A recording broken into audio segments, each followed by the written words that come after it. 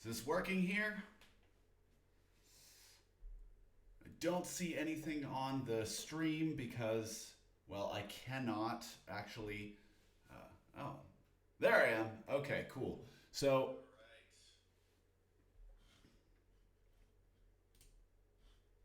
why do I hear myself? Is this working here? Oh, I don't want to hear myself. Why are we doing this? I don't see anything on the stream because, well, I cannot actually. Oh, I'm hearing it from my phone. There I am. Okay, cool. That's very funny. Okay. Yeah, sorry. This is a new setup here. Let's mute this on my phone.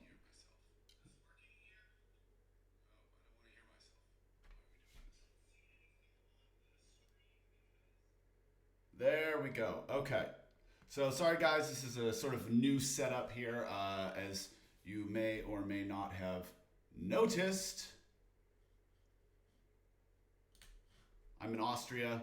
I'm in a whole new place, whole new internet setup, all of that good stuff. It's a bit funny because the way that this thing works, last time you guys weren't able to see any of the plugins, so I have to do like a full screen capture in order for you guys to see like the plugin windows that come up, which means I can't cycle back and forth between the YouTube comment window. So I've got like my phone down here while you guys comment, so I can see that. Obviously, it got the delay and all that kind of weird shit. So yeah, we're just gonna do the best we can. We're gonna improve on this as we go. Welcome to the second installment of Watch Me Work. If you didn't see the first one, we basically wrote this song from scratch. And it was a lot of fun. I did not think that I was gonna come up with anything cool. But we made something that I think is pretty tight, actually. So we're just gonna kind of pick up where I left off. Not exactly where I left off, because over the last couple of days in anticipation of this, I got a little bit inspired and decided to work with it a little bit more. You can't see here, but my studio has a patch bay and a whole bunch of effects pedals set up on the floor. So what I've been doing lately is getting crazy and like running the computer and synths and all this kind of stuff through those floor pedals. And so I came up with something that I really like for this song, but I can't really show you it. I can let you hear it. But either way, I've kind of muted everything. As you can see right here, this is all of the stuff that I've added over the last couple of days. This is the song as it was as we began. And if you haven't heard it, we'll just go through it real quick.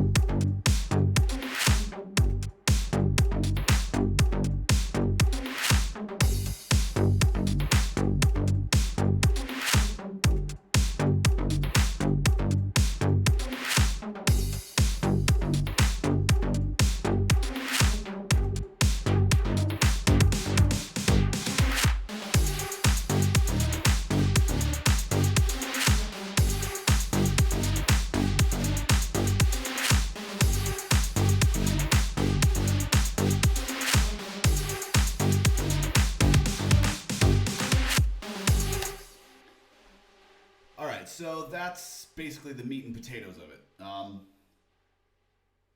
The only thing that is different is that we've got a drum fill in there that was written by one of my Patreon supporters, Mitch, and he sent me his kind of like recreation of the song, and I thought that his drum fill was really, really dope, and I told him that I would add it to the song and give him a shout out because it's an awesome drum fill. So we've got a pretty good start to this song, and it's hard when you reach this point to kind of know where to go. And I've been thinking about it for the last couple of days, and I'm really not too sure as far as the arrangement and all that kind of stuff.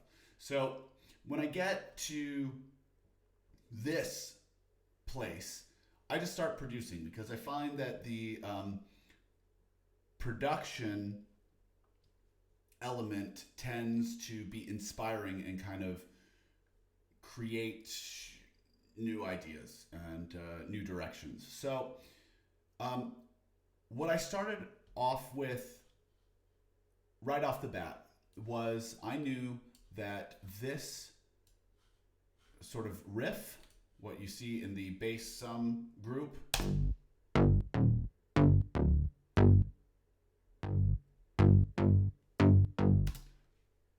that's kind of boring.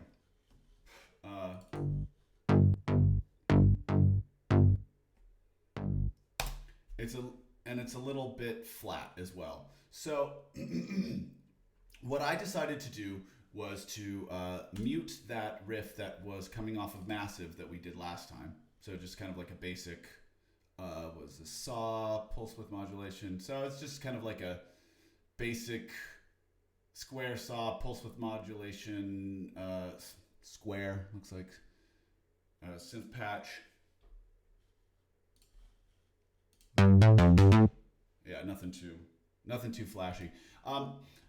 I wanted to make that more interesting and have a little bit more bottom end, so I just created a sub bass sound, which you probably cannot hear if you're on computer speakers, but it's just a sine wave with a little bit of tube distortion and what is this shaper called? Parabolic shaper, that's what it's called. So it's just a little bit of distortion which adds harmonics on the top end. And if you're not on actual speakers that can produce this sound, so it's nothing too special, but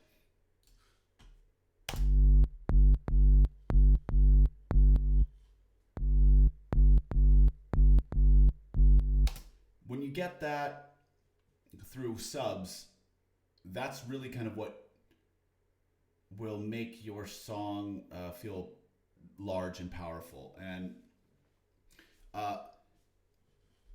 so when you just bring in the sub bass and the drums,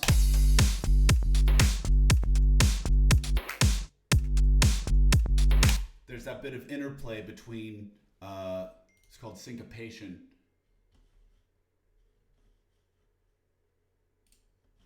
And with subs, I always roll off everything below 30 because that starts getting muddy and starts interfering with your kick. But I also roll the kick off at 20 because you can't hear anything. A person can't really hear anything below 20, and your CD and like mastering services are gonna like chop all that out anyway. It's gonna get cut out of the final master, so you might as well just save yourself the headroom and get rid of anything that isn't really needed to be heard. Okay, so that's great, but it's lacking in kind of energy and grit. And so first I tried just having the original bass line with the sub underneath it.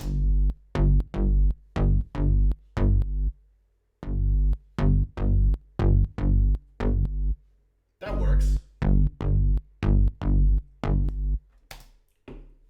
But to be honest, like, I felt like that was kind of predictable. Like I made sounds like that before. So I thought, well, it might be kind of interesting to run this through through some distortion pedals. And I've got it's called a full tone OCD. It's all hooked up, so I can't show you, but Just Google it. It's by a company called Full Tone. It is a great distortion overdrive pedal. And so what I did was I ran the sub bass, so the sine wave, through the distortion and recorded it. And this is what I got. Oh, here, how about you just solo it?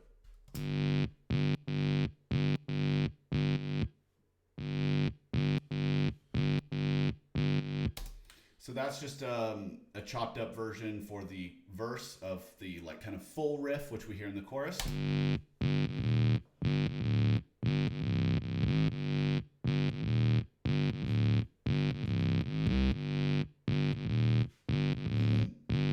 So when you layer that with the sub bass, just the clean sine wave,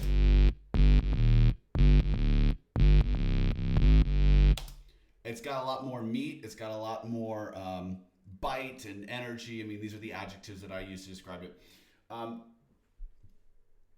But I also wanted to get something a little bit brighter. So I just cranked the overdrive a little bit more and cranked up the tone, and we got this.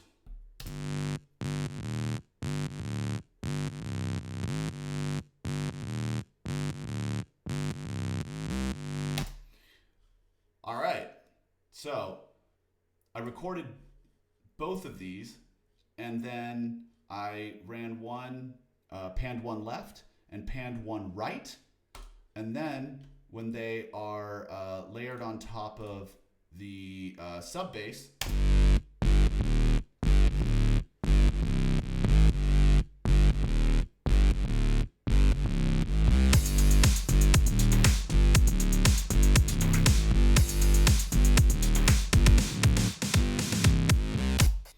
like, fuck that. Yeah, like that's what I said when this was. That's what I said when I heard this like all together for the first time. I was like, fuck. So that I like that a lot. What these are all, the way that they are all sort of connected is through a subgroup or a summing bus, you can call it.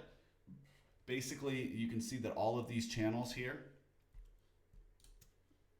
are all routed to this bus. And so in this bus, they are then EQ'd and compressed together. Obviously, it needs some tweaking, but I was just trying to work fast.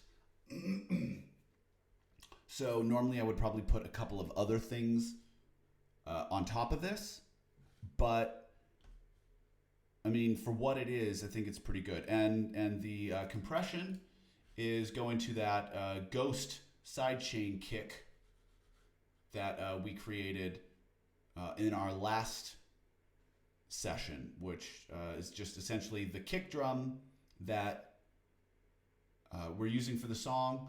We print it just to 4 on the floor, and then we send it to no output, and then it's just essentially like a ghost track that acts as your sidechain, and it is exactly like the kick that you use in the song, so it's got the same attack and release. That's really, really important.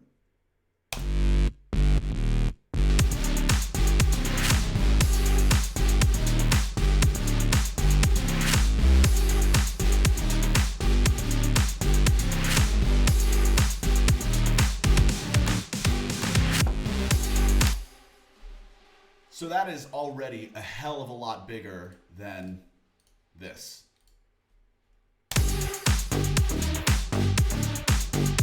Right?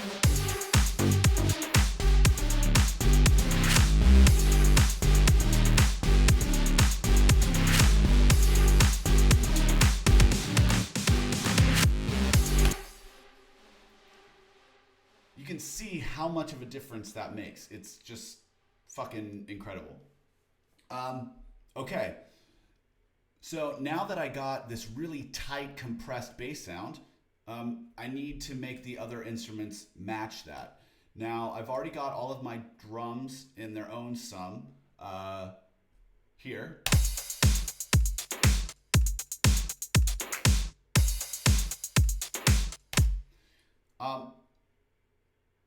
It's important to always make sure all of your drum sounds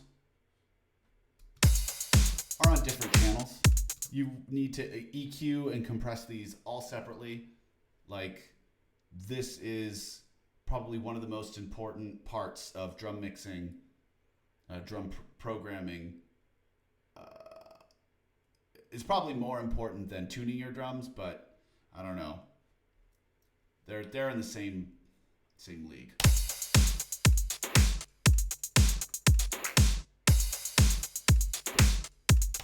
So the way that I get my drums to sound punchy and full is my favorite plugin here is the FabFilter Saturn. I essentially just open the fucking plugin up and don't touch anything. It opens up to warm tape with 100% distortion mix.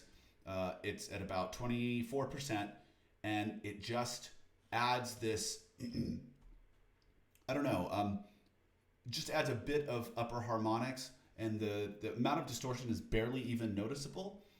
You don't want to like crunch the shit out of it, right? Right, see how that's too much?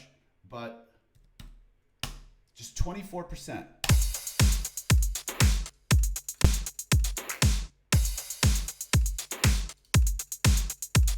You hear the mid and upper harmonic change? Like the character, the tonal character of the whole drum mix just shifts really slightly, but in a way that's very pleasant to my ears.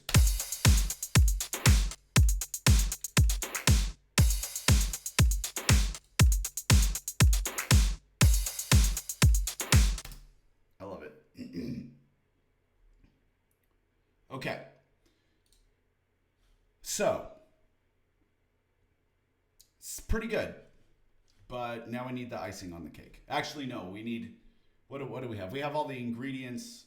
Now we need to bake the cake. And this is how we bake the cake. We put it into the oven using a compressor. Now, this is the H-Comp by Waves. This is my absolute favorite like drum bus compressor. I pretty much leave it alone. Like it just opens up with a 3-to-1 compression ratio, if you know what that means. And when you play all of your drums through it, I mean, keep in mind, all of your drums have to be like mixed and leveled properly or else it's going to sound like shit. But once you get the drums to like a mix that you think is good or almost there, then it's time to break out the drum sum compressor and then kick it on.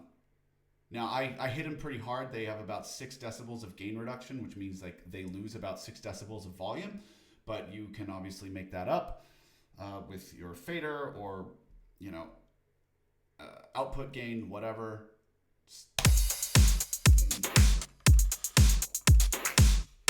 Yeah, look, this only has 4 decibels of gain reduction.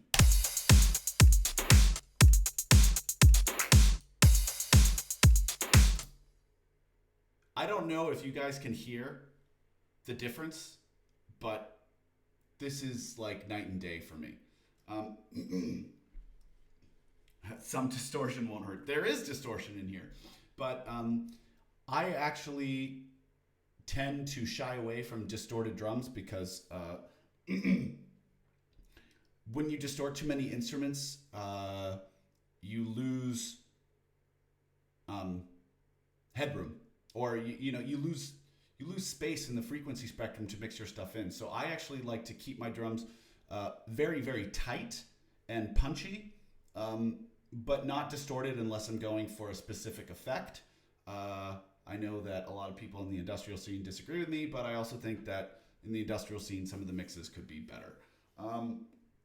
And the music that you hear with like insanely distorted drums, like that stuff is usually the only instrument that's part of the mix, right? It's like the drums are the focal point. And then at that point you can distort the shit out of everything, but then you can't distort really the other instruments that are there. At least not your bass. You could probably get away with distorting your leads because it'll sit in a different frequency spectrum. But anyways, that's not what I do. Here we go.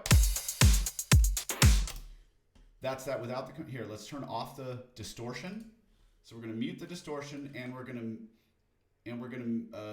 mute the compression, and then we're gonna bring it in and see if you guys can hear the difference.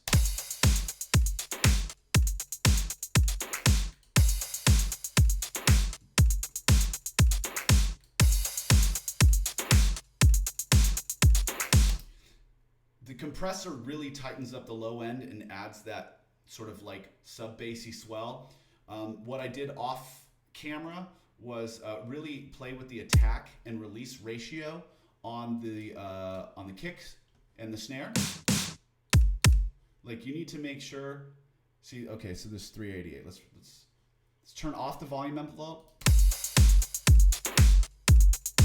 See how the kick is just like boom, boom, boom, boom.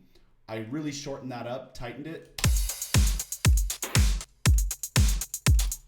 Because while that long boom may sound good on its own, it doesn't work with the bass. And you basically, like, the most important part of production is recognizing how your instruments are going to interact with one another and how much space you have to fit everything in. So here we go.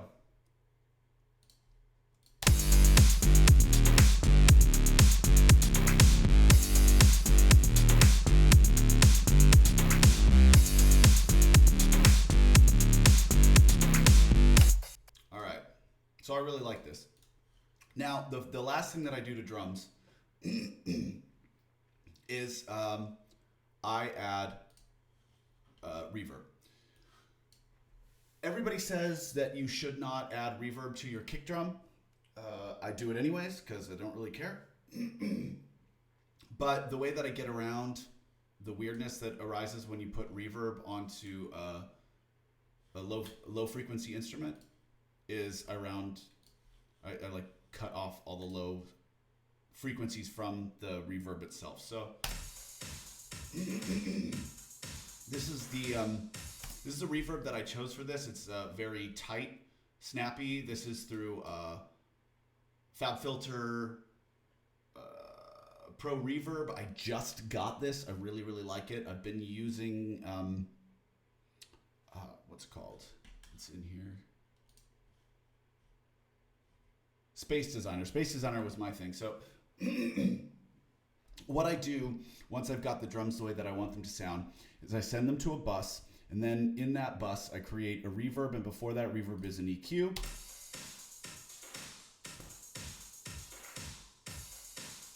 I cut off everything probably around 200 and below so that you don't get any low frequency bunching.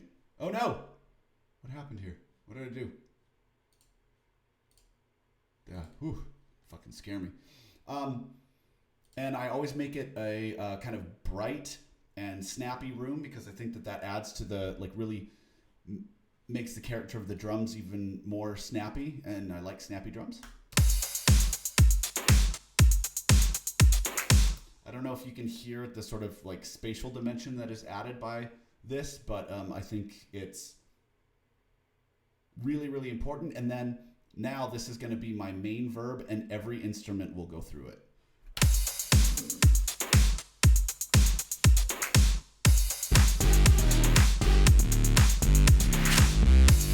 Including my bass.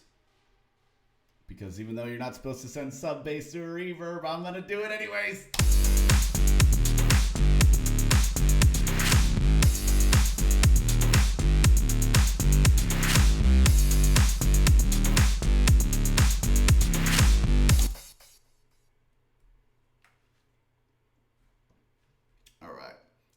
Audio not going through to stream. Audio should be going through to the stream. It's all looped back. Yeah. Don't scare me like that.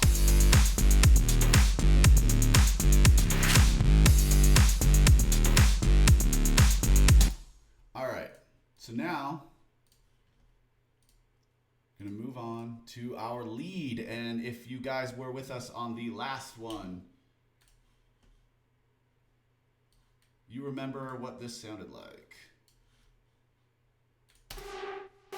Oh.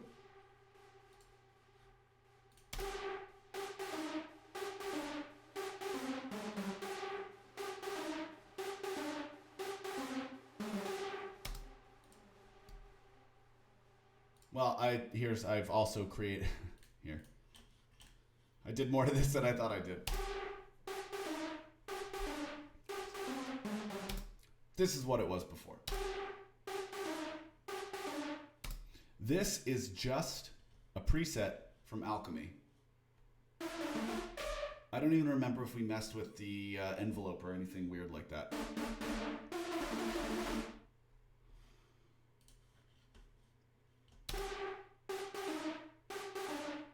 It already sounds good, but, you know, it doesn't sound like a modern production. It sounds kind of weak.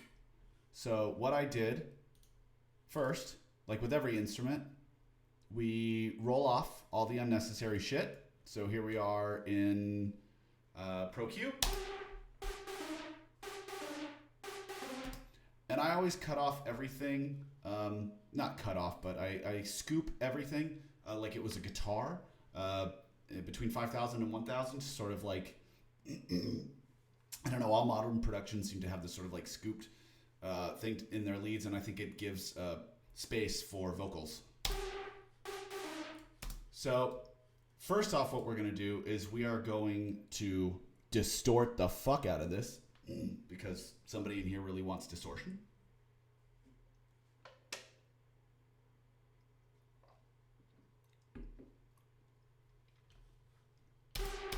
This is Sausage Fattener by Dada Life. Dada Life are really powering through this beer. Dada Life are a EDM duo out of Stockholm, and even if you don't like EDM, if you are a music producer and you make dance music, you should probably be listening to Dada Life. They released a couple of plugins. One of them is not super useful. The other one is this one, which is incredibly useful, and it's just a fucking overdrive with two knobs, fatness and color. And so, what? This was at 86 and this was at 18. All right, so.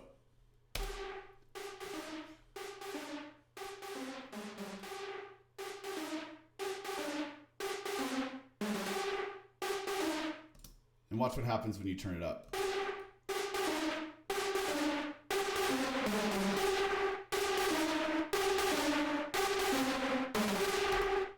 I mean, that's like insane for a distortion unit to be able to overdrive a sound in this way without compromising, like, I mean, obviously it changes the tonal quality, but it's like usually if you distort something to 100%, you don't get any of the original tonal quality. Like this plugin is insane because it preserves that. I mean, as much as any other distortion, any distortion unit that I've ever seen. So let's pull this back.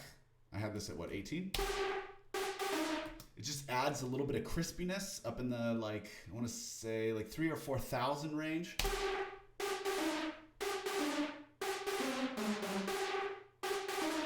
Yeah, and then we're gonna mess with the color. We have that, what, at 80?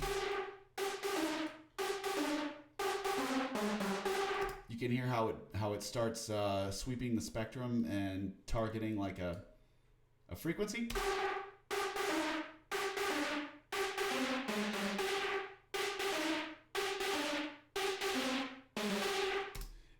So the way that I hear this is it exists sort of right here, and I my head is sort of like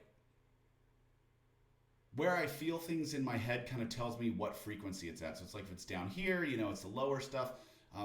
If it's up here, it's like your mids, and then, you know, things that start resonating up in my sinuses. These are, I don't know, it's just like the higher, I don't know what I'm trying to tell you, but it's like I mostly talk about sounds in terms of how they resonate in my face and not necessarily which like exact frequency they sit at. That's what I wanted to say. So we've got our sound. It's like night and day, right?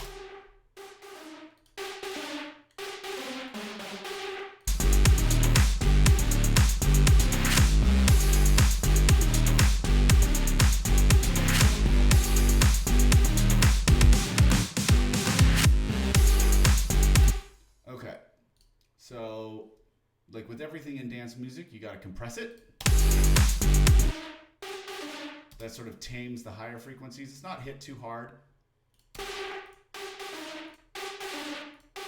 Just sort of like wrangles everything in. And then this is where like the real magic happens for this. Okay, so what I did to add body to this was I simply hit copy. So this little plus here, this plus with a box will actually duplicate your track with all of the same settings. So I did that, and then I dropped the melody by an octave. So it's like this line here is the same thing, same EQ, same distortion, all that kind of stuff. And so now they're doubled.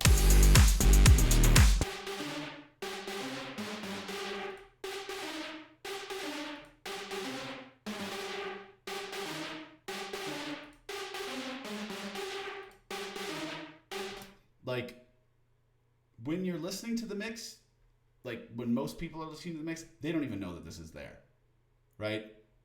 The song just automatically feels bigger. But this is a way to cheat without having to try to add more instruments in. Like, everybody's always like, has this weird need to like cram as many things into their track as possible. And I think that is probably one of the biggest mistakes any producer can make. I mean, it's like, I think everybody who's starting out does this, myself included. Like, for so many years, I just crammed shit in there. And then I tried to take like the sort of minimalist approach, starting like 2011, and then it was not enough, right? So it was like I didn't have enough stuff in there, and I didn't know how to layer and compress and distort and all this kind of stuff. So it's just like my mixes were pretty flat.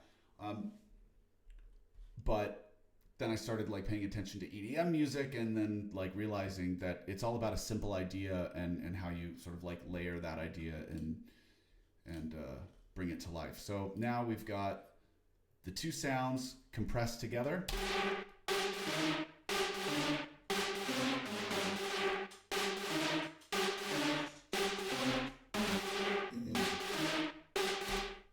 Okay. But what this needs is a standard like EDM enormous sound. So what you do is you send it to a bus, and then here I am with my trusty Space Designer. I chose a large and bright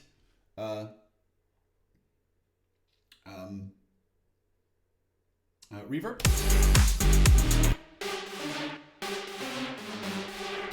And it's about 2/3 wetness of the versus the dry. And then I took my bad boy Echo Boy over here, and what I did was I always choose time first, and I choose the times that are really good. So it's like, oh no, note. So I choose note. So choose a quarter note, but then if you click time, it'll tell you how many milliseconds that quarter note is.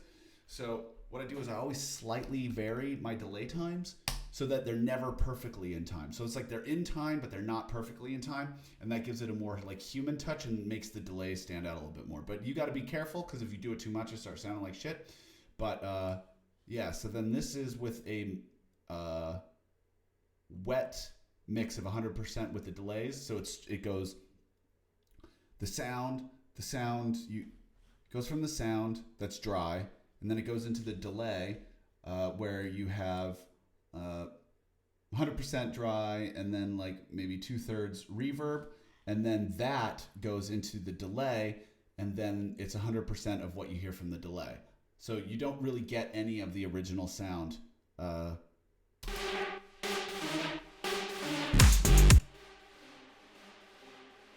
Right? It just sounds like this sort of abstract, washy type thing. Now, watch what we're going to do here. Now we're going to add a compressor and add it to our sidechain.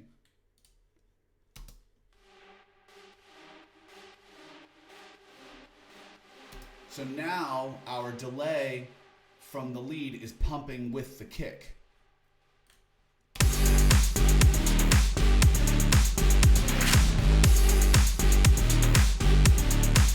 It's incredibly subtle, but it just adds this like it just adds to the energy.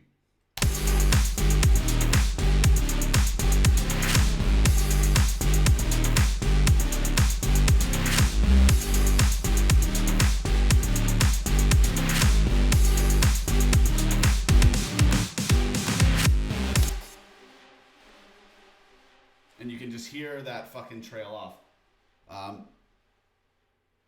But that's kind of how I got to where we are now.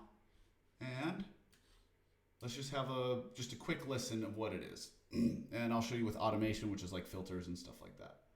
Oh, maybe that's too busy. All right, here. Either way, the filter from the main lead, and the main lead only plays during you only get one layer of it during the verses, and then the lower layer kicks in only at the choruses.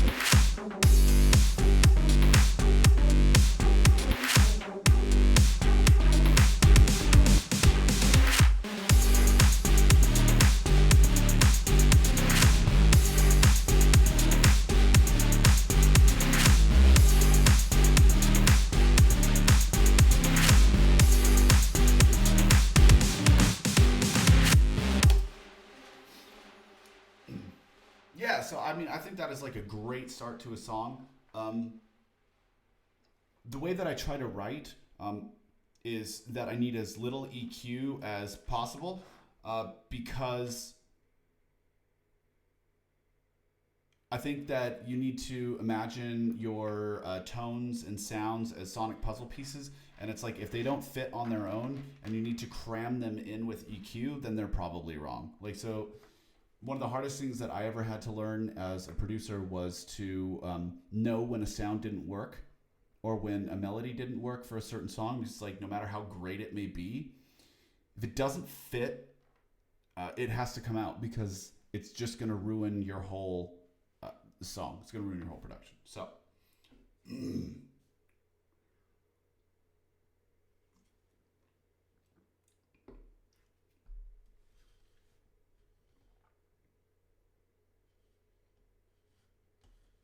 the more I see this Logic program, the more unlogical it looks to me.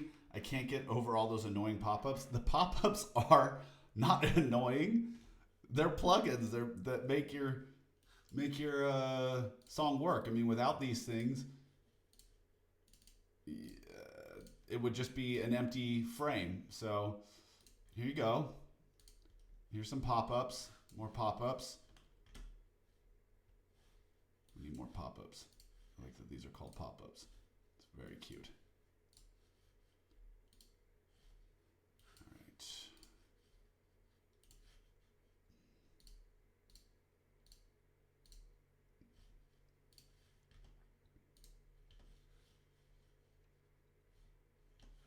There we go. Better? All right. So I hope this all makes sense to you. Makes a lot of sense to me.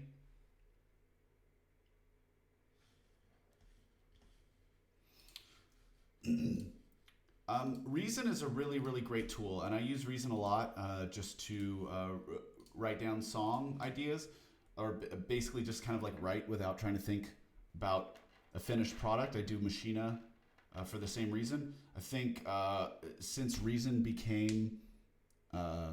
had support for audio units or VSTs, that it got a lot better because like all of the channel strip EQs and stuff like that are just straight up garbage, and I never felt like I could finish a production in there.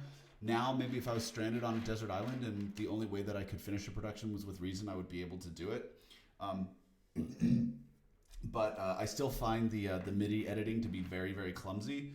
In Logic, it's a lot cleaner and easier. Like, I don't know. And, you know, with Reason, the fact that you can't like force select a group of notes to be the same length is really, really frustrating. Good. How many screens do you normally work on? I just work on one screen, and this is on my iMac. Yeah, that's it. And it's from 2012. So, knock on wood, I hope the fucking thing survives. All right, so we'll talk about vocals now and the way that I write vocals. We're not going to go to this vocal because that vocal is no good. No, actually, it's not bad. It's just I wrote a chorus for this last night, and I was like, "This is pretty cool." And then I went to bed, and I was like, "Oh, that chorus is rhythm control." So make sure you do not write your songs over and over again.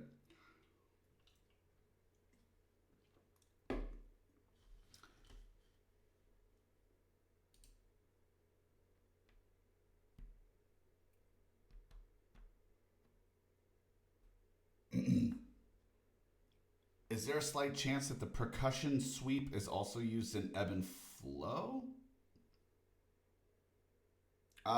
What percussion sweep do you mean?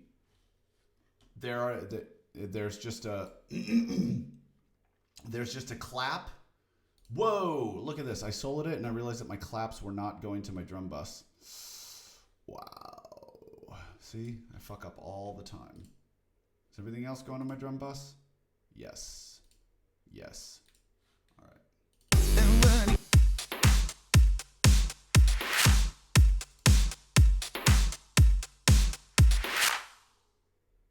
That's the only sweep in it.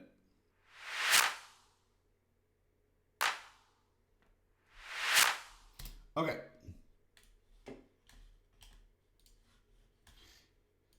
So what I normally do is I'll just kind of like sit here and either jam out with my guitar and just play a scale over the over the melody, or I'll just sing. And then I just sort of like record whatever ideas that I get. What was this one?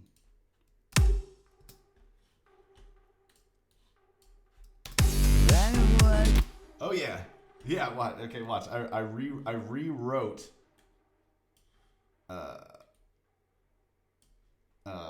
ebb and flow. So it's funny you mentioned ebb and flow. I want to something different. I want to get enough. Something won't let you. I want to. It's ebb and flow. Oh lover, I'm lonely. So, is this the same thing? I want to be forever. I won't take anymore. My love won't be forever. I won't wait anymore. I love, love, love to take it. I love, love to retain. I want to be forever. I want to. Oh, where's that one? Oh, yeah, okay. I don't even remember what half of these are. I just did these last night. I want to be forever. No, I cannot. But see, I literally just kind of like, I just record myself singing the notes and thinking about vowel sounds that are pleasant in the context of the music. So it's like certain vowels sound good at certain pitches, especially when it sort of certain vowels sound better at certain pitches, and they also sound better depending on what your project or what your production sounds like. So it's like, these are the things that you always have to keep in mind. So what was this one? Ah, yes, right. So noise.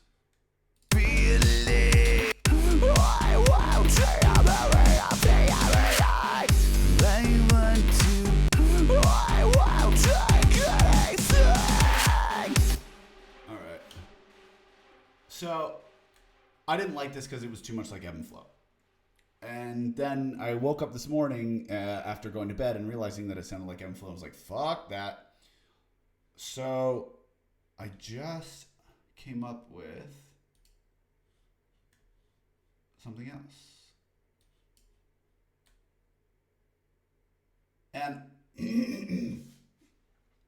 most of all, I come up with my nonsense words and then I write around it. And then what I think is really interesting is like when you write in this stream of conscious way, you often say words that you don't mean to say, or certain things sound like certain words that you go, ooh. And whenever you feel like your heart race just a little bit and you go, oh, that's nice. When you feel that I don't know, it's like falling in love, right? You know, your heart flutters, you feel that kind of like, ooh, where you lean forward a bit and it hits you, it resonates with you. That's how I know that these words and these sounds are kind of like going in the right direction. And so this is, I don't know.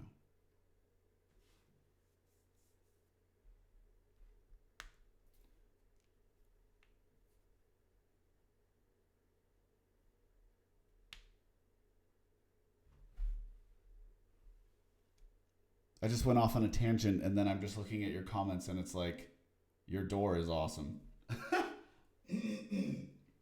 Every door in my apartment looks like this.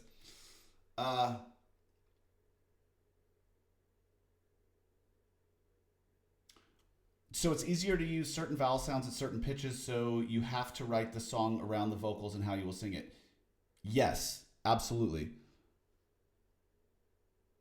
The human voice has limitations, and some things are easier at certain pitches than they are at others. Some resonate better in certain tonalities and placements. So these are things that you constantly need to be aware of. So it's like higher pitches reduces the amount of vowel sounds that you can use. And you can always tell when someone doesn't know how to sing when they try to hit like a note above, let's say, like D4. And they don't. Okay, maybe it's like E or F. Either way, once they start like getting into like D4 and above, you need to start modifying your vowels.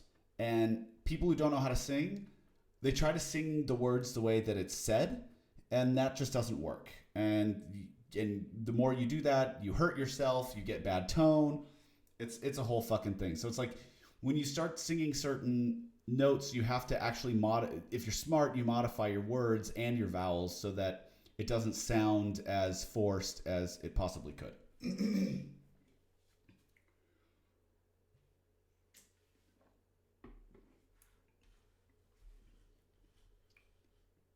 All right, so what I did with this was I was like, okay, I want to write something different. And I was on my guitar last night. Let's see if this works.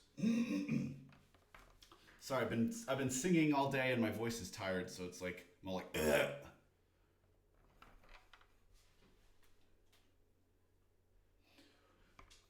When I want to write, and I don't know what I'm gonna write.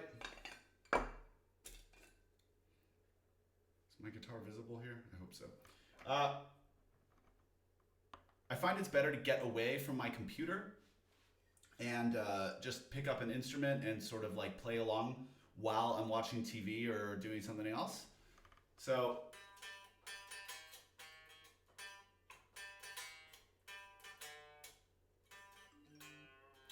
and it helps that I suck at guitar, right?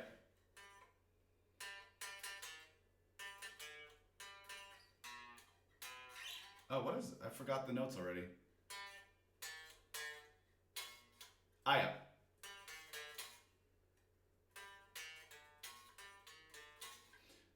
And what's funny is that like those are the same notes from another song that I didn't realize until I played them last night. This is in drop D. So I was sitting there playing guitar while I was watching some shitty movie, and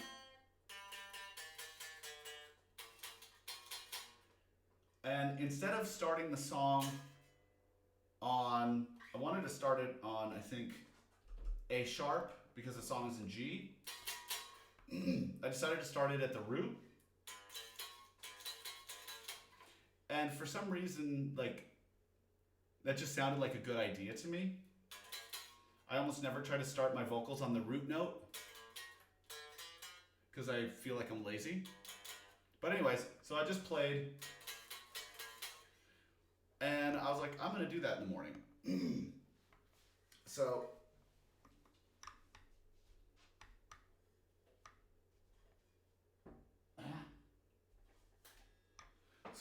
I woke up. Yes, it is a nice guitar. I really like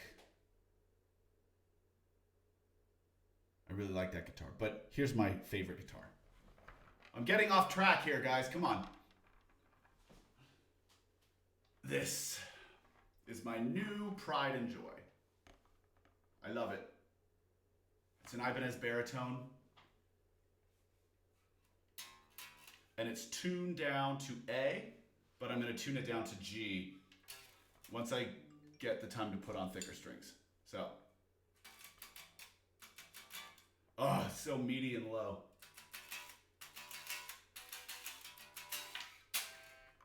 Yeah, I love it.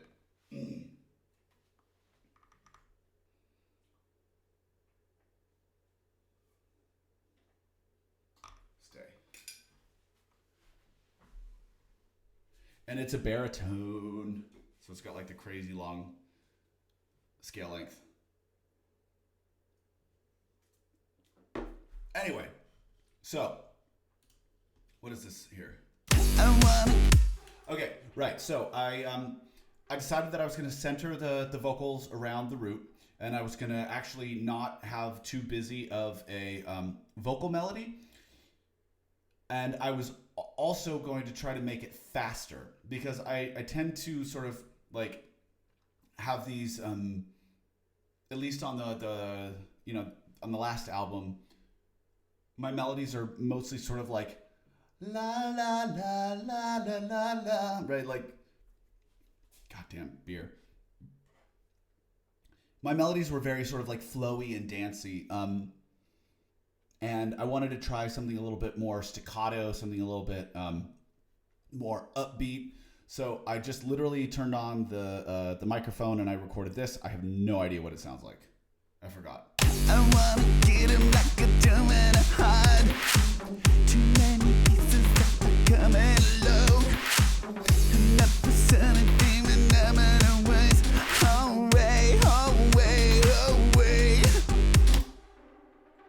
So I like, yeah, it's actually not so different from what it ended up being. So then I recorded it 2 more times, and I think the only difference between them is obviously the sounds that I make. So we can listen to them both. So then I recorded it again. Too many pieces of it coming alone. I want a second down and fun and done. Away, away, away.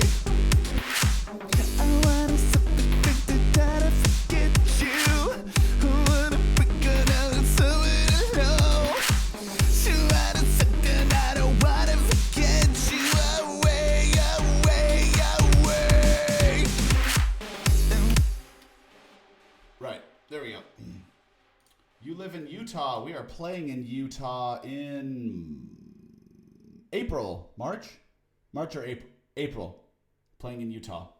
I can't actually go away from this screen because it'll fuck everything up. But we're on tour with Lords of Acid. Come see us in April. Here we go. And here's the next one that I recorded. I wanna get you like it's so much fun.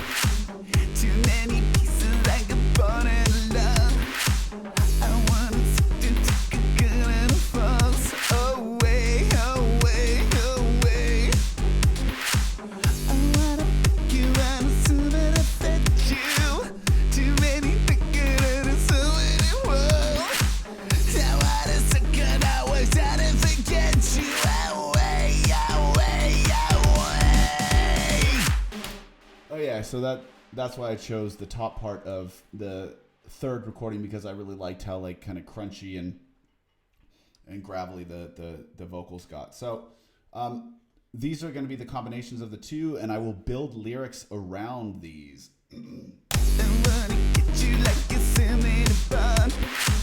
Too many pieces of a common load. I want a second and a fun and done. Away, away, away. I want a something to try to forget you. I want to figure out something to know.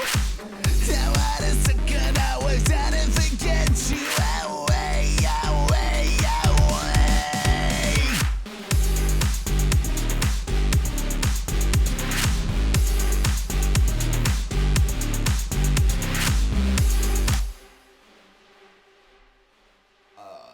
Maybe you should use more triplets to speed up your music. Triplets will slow your music down. I don't get that. Because it's less notes in the same amount of time. It's 3 notes in, it's a third of the notes in the same amount of space. So it's like either a 12th versus a 16th. Yeah. 6th versus an 8th. Okay, so this is gonna be probably gonna be my verse unless I go crazy and I decide to do something else. I wrote a chorus last night. It's just too much like rhythm control.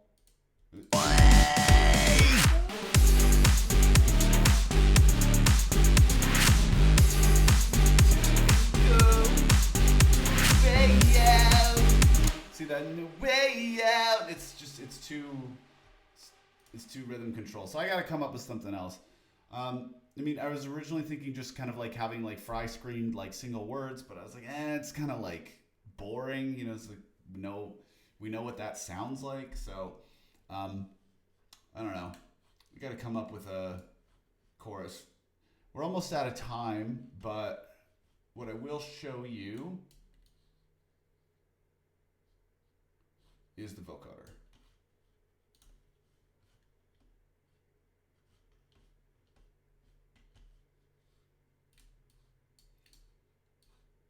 So again, I did what I always do, and I just said nonsense. Because I felt like, the thing is that I'm gonna write like probably 3 more like hooky parts to this and then decide what works best.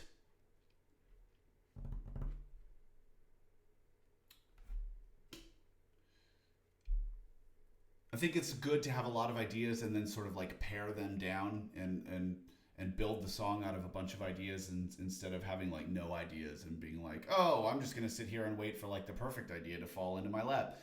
It doesn't really work that way. You just kind of like create shit and then sort of like, at least this is what I do, and then try to put it together in a way that's cohesive. And I find that if I have more ideas that I can just kind of like pick through and decide, okay, hey, these 2 elements work together. Let's just go that way. The result is a lot better than overthinking it. And I think that as I get older, what I've learned to do the most is to not overthink it. All right, so here's our sweet vocoder part.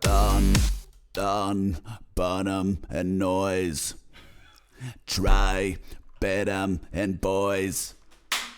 Love, hotter, and noise. Love, got 'em, bedoys. Love, got 'em, bedoys. But you get sort of like it's all about the cadence and the sounds. Like the words matter less, and I know that a lot of people think that that's bullshit, but the words really don't matter as much as the cadence and the delivery and the way that the vowels sound. The vowels are just like, vowels convey so much emotion that it's like, we're not writing poetry. We are sort of painting a musical picture of an emotion. And as long as the sound of it and conveys that, and the words also convey that, it doesn't matter specifically what you're saying. Like, it's not that you don't need to take time writing your lyrics. You absolutely do. It's like I spend just as much time writing lyrics as I do on the production, but I always find that I'm willing to sacrifice a word or a sentence or something in the name of the final product. But I guess that's no different than sacrificing a melody or a sound that just doesn't work, right? It's like, so maybe I take that back. Maybe it's just about making sure that the whole thing is cohesive and understanding that there are sacrifices that have to be made. No matter how much you love some of the ideas that you've created, you have to sometimes know when they don't belong. Okay, cool. That was my philosophical moment. Let's go on to the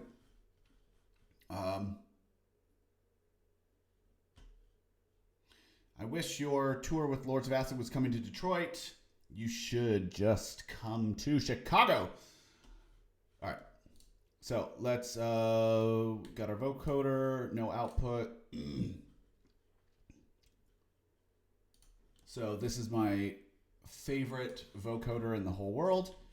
It is sidechained to the really poetic Shakespearean lyrics that we have just heard, and fine-tuned. Bottom and noise, right, rhythm and voice, love, autumn and noise, love, got 'em and noise.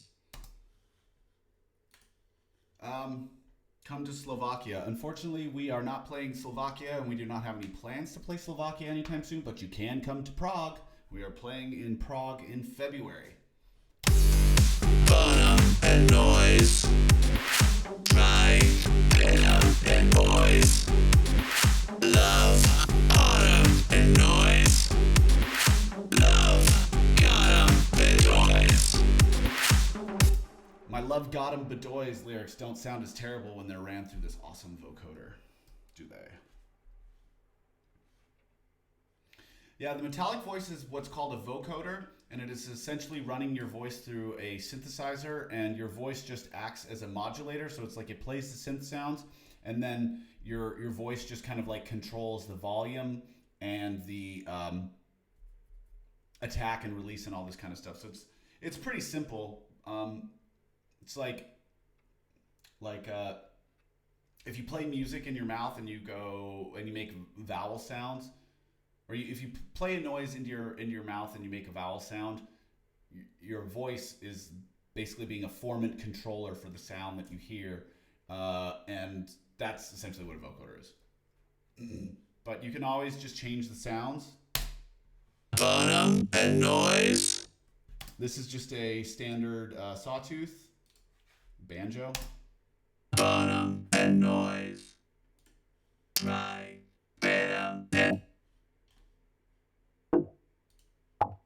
and noise, love, got 'em and noise.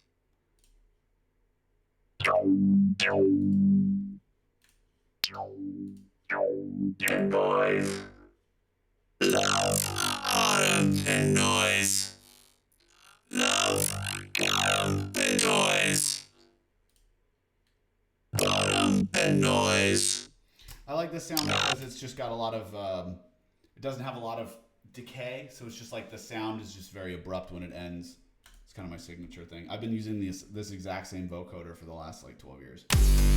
Bottom and noise, right, rhythm and noise.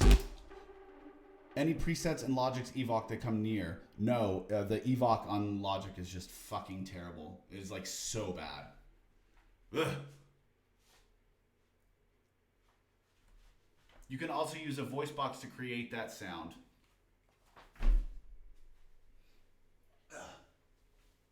It's called a talk box. I have one, and I used it in Ebb and Flow. I love it. Okay.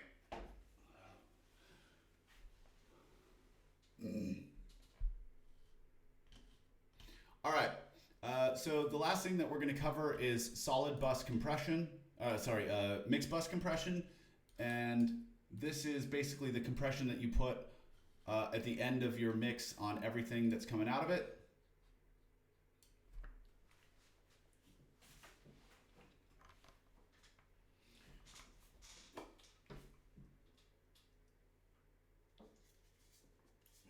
It's nice to get a good IPA in Europe, I will say. Thank you for the support, Davey Puppers.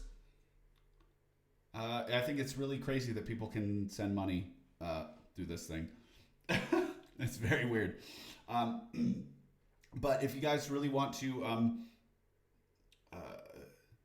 be a part of the creation of this and all of my other music, then you should check out my Patreon page at patreon.com/Daniel Graves, and you can become a part of the community that we created there, which is pretty fucking amazing, if I do say so myself. So that's about all the advertisement that I will do today. If you have Reactor, just email me and I will send you the Reactor instrument. It's just called Classic Vocoder. It comes with Reactor. It's really nothing special.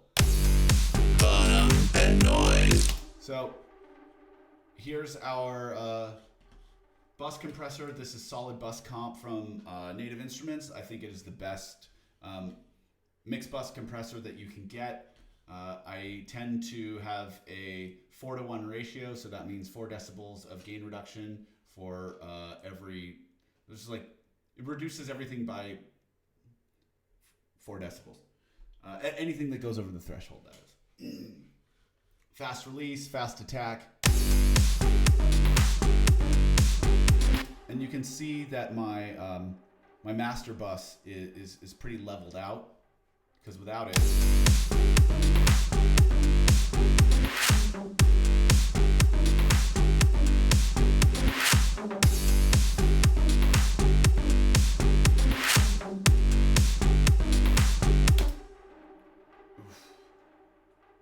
So, that's pretty much where this song is at. I still need to write a chorus. I guess I could try to do that.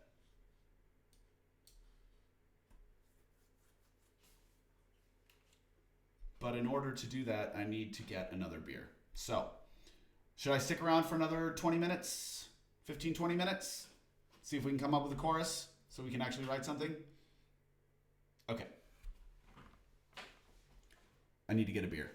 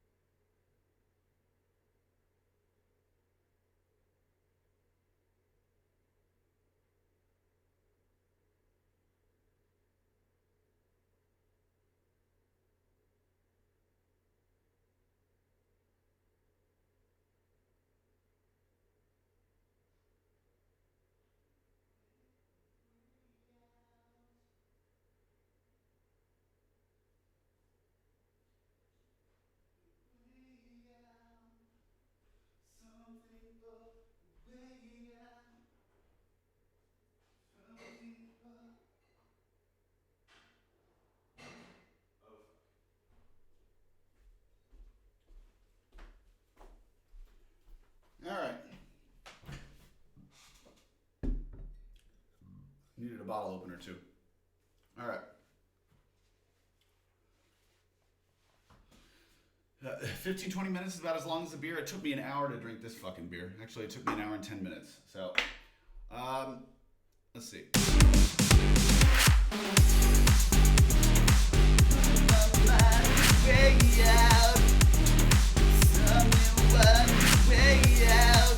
So, see, the problem with this... Fuck, I mean, I like this melody. I like how it goes from the verse into the chorus. But it's too much like rhythm control, right? So it's like I mean, it's obviously a different note. So where am I at here? Where's my...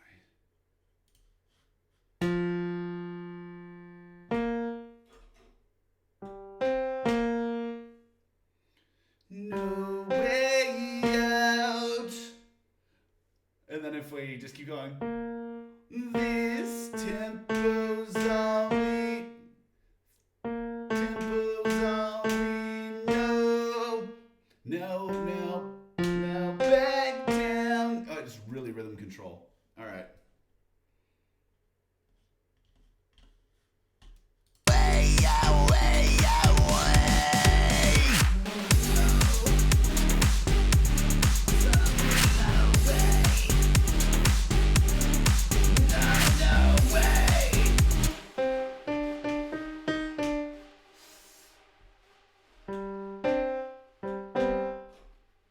What's our scale here? We're in G. But I thought there was something diminished here.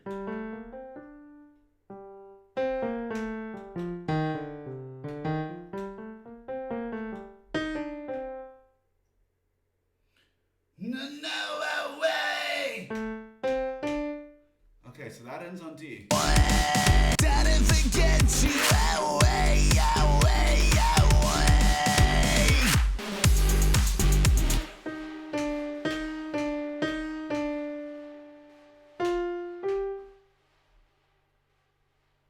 Yeah, I mean, you could do that. Oh, but that's hard. That's very high.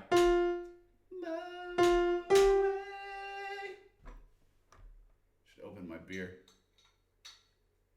It's actually not general MIDI. It's the grand piano on EXS24. I always use this to plot out my vocal melodies, because I'll sing them, but it's always good to play them as MIDI so that you can kind of like lock the notes into your head. I mean, once you've got them like mentally memorized what notes they should be, it's a lot easier to sing. And you think about like Twinkle, Twinkle, Little Star, how like a lot of people will think that Twinkle, Twinkle, Little Star, they think that the first two notes are different notes, because they have a different like tonal character. It's just good to know.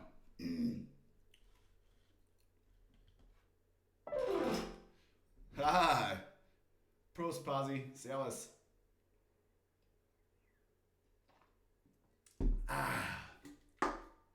Started off with a good IPA, and then now I've just moved on to Austrian Märzen.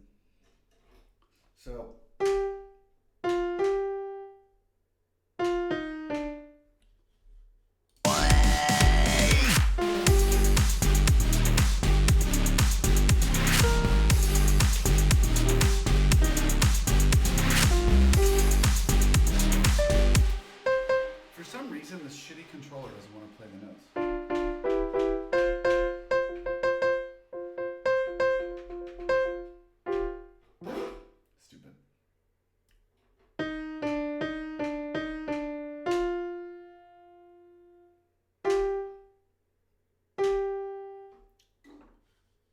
that makes sense, to go from F to G to come back home, but then where are you going to go from there? Because then you're almost in inhuman territory. It's like, one day. One day. No way. It's like, I don't love it.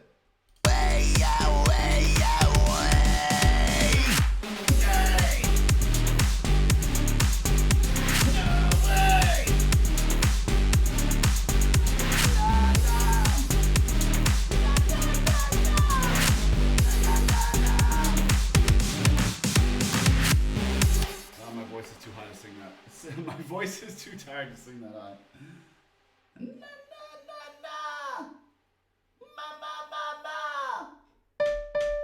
ma ma ma ma. Ah, it's so high.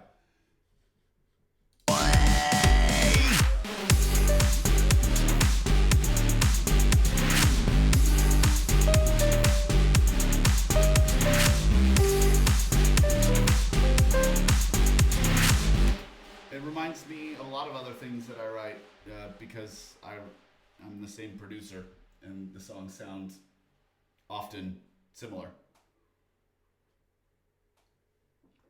But that's why it's really important to be aware of what it is that you've done in the past to avoid repeating yourself. That's incredibly important.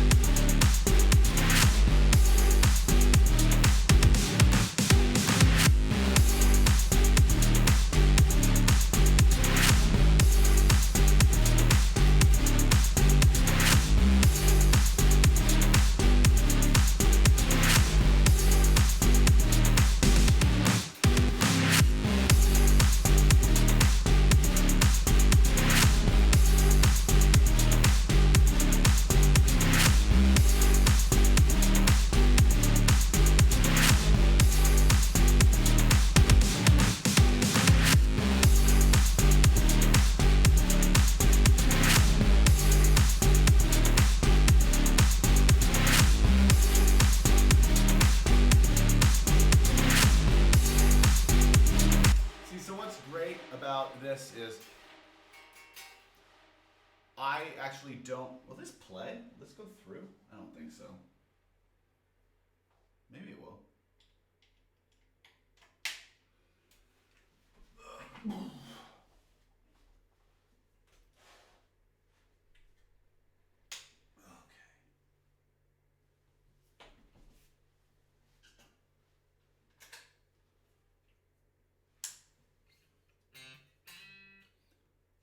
Does this play through here?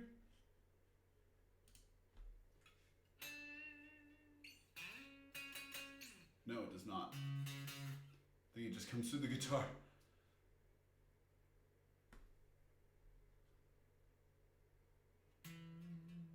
I'm wondering why it doesn't go through. That's stupid.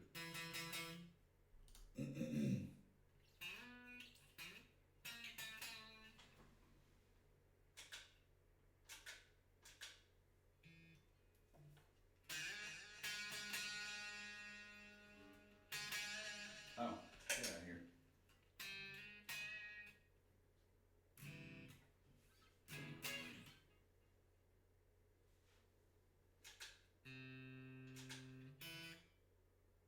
Oh. Why is this not? Huh. Will this work now?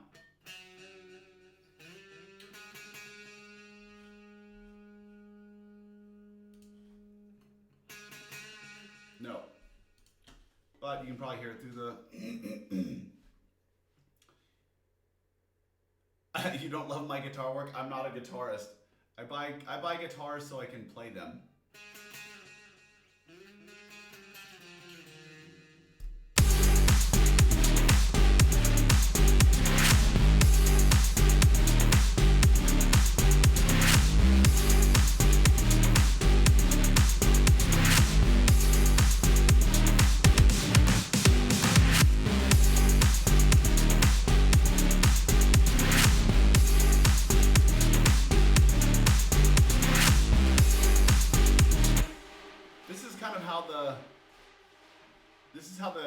The creative thing process kind of goes for me. Is like, when I don't know what to do, I just pick up a guitar, because this guitar is tuned to A. I don't even know what notes I'm playing. I just find the note that I'm looking for, and then I know that there's a scale in there somewhere. That sounds like G. No, that can't be G. A. That's A.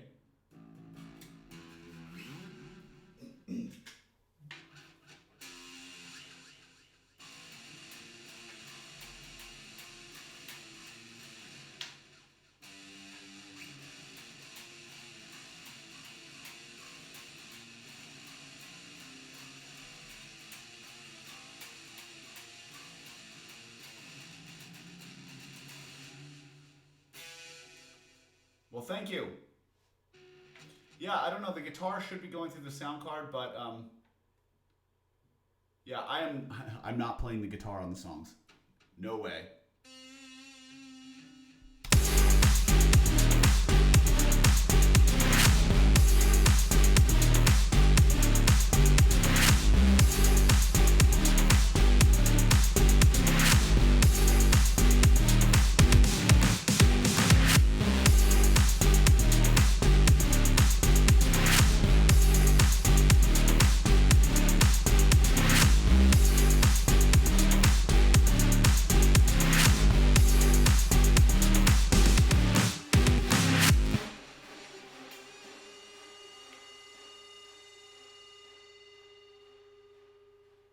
This isn't working.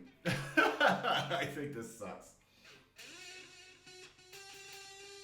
This is going through a more preamp live.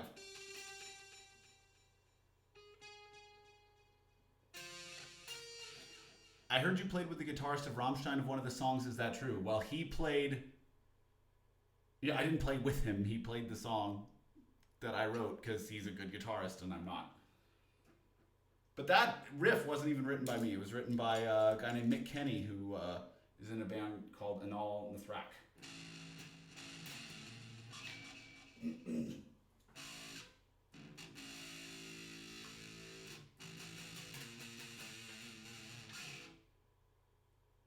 Yeah, of course the amp is way too low. It's not... Okay, look, I give up.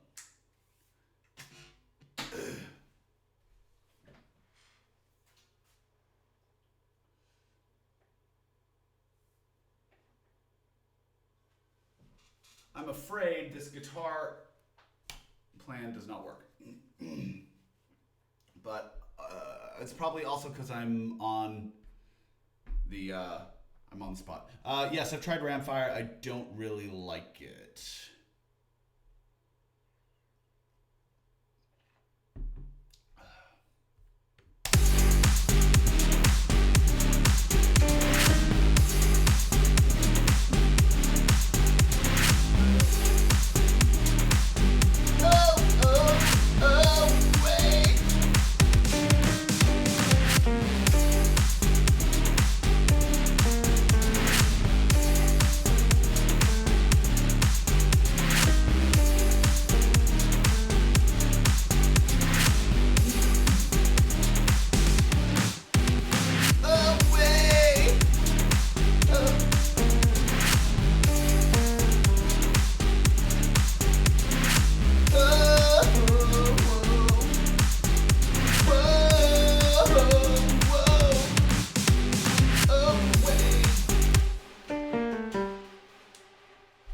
Yeah, I'm not into any of this because the problem is it sounds like shit that I've already done before.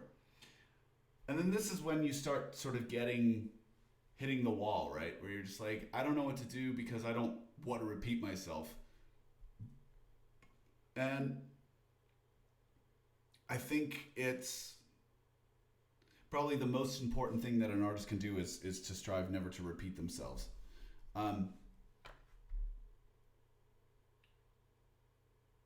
And I feel like once a lot of artists like find their formula, they just like kind of keep going, and that's a serious mistake.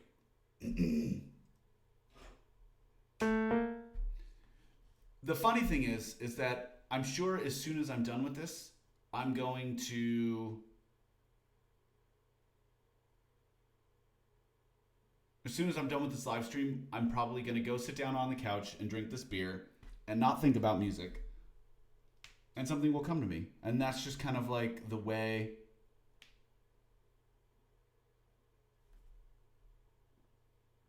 It's just kind of the way that this works. You know, you take yourself out of it for a little while, and then the answer doesn't fall into your lap, but it just kind of like finds its way there, which is pretty amazing. So I think I'm going to end it here because I'm not getting anywhere and I'm just playing guitar like shit. And it's 7:30 and I haven't had any dinner. So, and if I keep drinking beer without eating food, I'm going to be fucking shit-faced. And that's not good. So, thank you all for hanging out. Thank you for, watching me explain all this ridiculous stuff. I appreciate all of the people who are Patreon supporters and help me to be able to continue to do what it is that I do. Without all of you guys, this would basically be impossible. If you would like to join our community, please check out patreon.com/Daniel Graves. There's a whole lot of awesome perks there for supporters. And the next Watch Me Work episode, which will be next month, I haven't decided if we're going to return to this song or if we're going to pick up and just start something entirely new. I think that's probably more fun for now. We'll see. Anyways, that next one is going to be patrons only, and that's really it. That's all I got.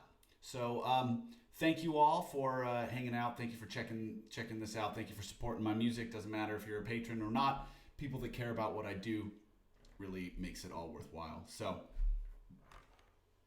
I mean, there's cat. Of course there's a cat. All right, guys. Bye.